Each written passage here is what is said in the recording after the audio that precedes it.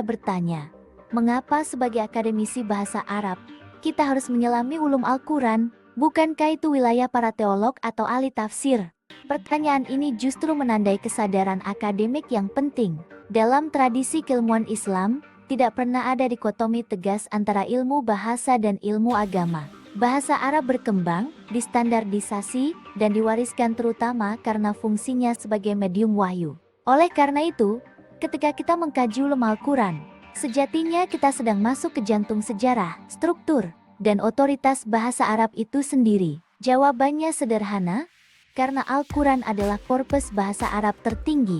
Tanpa memahami ulum Al-Quran, penguasaan linguistik Arab kita akan kehilangan akarnya.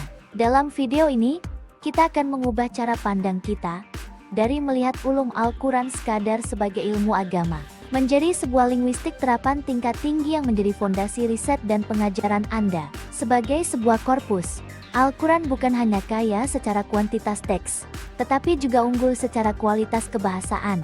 Ia menjadi rujukan utama dalam penetapan kaidah nahwu, syarf, balaghah, hingga semantik Arab klasik. Bahkan banyak kaidah gramatika yang lahir bukan dari teori abstrak, tetapi dari upaya para ulama menjaga konsistensi makna ayat-ayat Al-Quran. Inilah mengapa ulum Al-Quran tidak bisa dilepaskan dari kajian linguistik Arab tingkat lanjut. Mari kita mulai dengan mendudukkan konsepnya. Secara etimologis, ini adalah ilmu-ilmu tentang Al-Quran. Namun, bagi ulama mutakhirin, definisinya jauh lebih kompleks. Ulum Al-Quran adalah disiplin interdisipliner yang membahas proses penurunan nuzul, kodifikasi tadwin, periwayatan qiraat, hingga kaidah penafsiran. Kompleksitas ini menunjukkan bahwa ulum Al-Quran bekerja pada banyak lapisan sekaligus: teks, konteks, bunyi, makna, dan tujuan. Setiap lapisan saling menguatkan dan tidak bisa dipisahkan. Dari sudut pandang linguistik modern, pendekatan semacam ini sejalan dengan gagasan bahwa bahasa harus dianalisis secara holistik, bukan terfragmentasi. Ulum Al-Quran dengan demikian menyediakan model analisis bahasa yang utuh dan berlapis. Bagi kita di Pascasarjana, definisi ini harus dibaca secara analitis.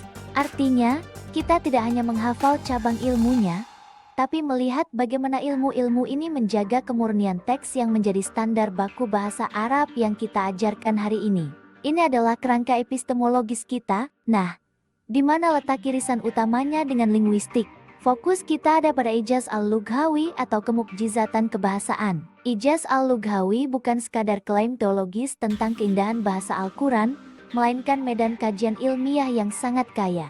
Di dalamnya terdapat analisis pilihan diksi, struktur kalimat, susunan wacana, dan efek makna yang dihasilkan. Semua ini adalah objek kajian linguistik. Hanya saja dalam Al-Quran ia hadir dalam bentuk yang paling matang dan konsisten.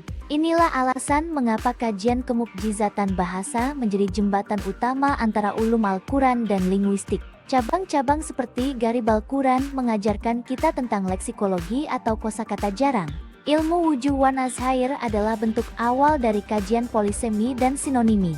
Bahkan, ilmu munasabah atau koherensi ayat, jika kita tarik ke teori modern, adalah prototipe dari diskurs analisis atau analisis wacana. Jadi, saat Anda membedah balaghah retorika Al-Quran, Anda sebenarnya sedang mempelajari puncak dari ma'ani, bayan, dan badi yang menjadi standar tertinggi komunikasi Arab. Mari kita lihat aplikasinya dalam pengajaran melalui sebuah vignette. Misal, Anda mengajarkan sinonim kata takut.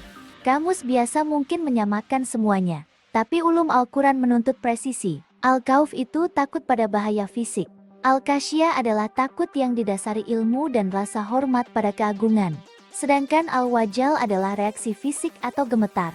Dengan membawa wawasan ini ke kelas, Anda tidak hanya mengajarkan kosakata, tapi mengajarkan rasa bahasa dan logika berpikir yang presisi.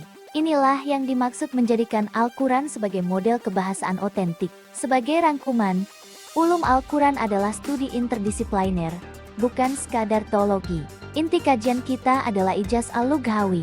Pendekatan kita harus bergeser dari deskriptif menjadi analitis aplikatif.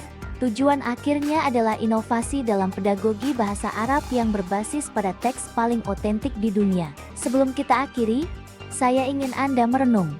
Jika Al-Quran adalah sumber otoritas tertinggi bahasa Arab, seberapa sering Anda menggunakannya sebagai referensi utama dalam menjelaskan kaidah nahwu atau syarh di kelas Anda? Atau Anda masih terpaku pada contoh-contoh kalimat buatan yang kaku? Silakan diskusikan ini di forum.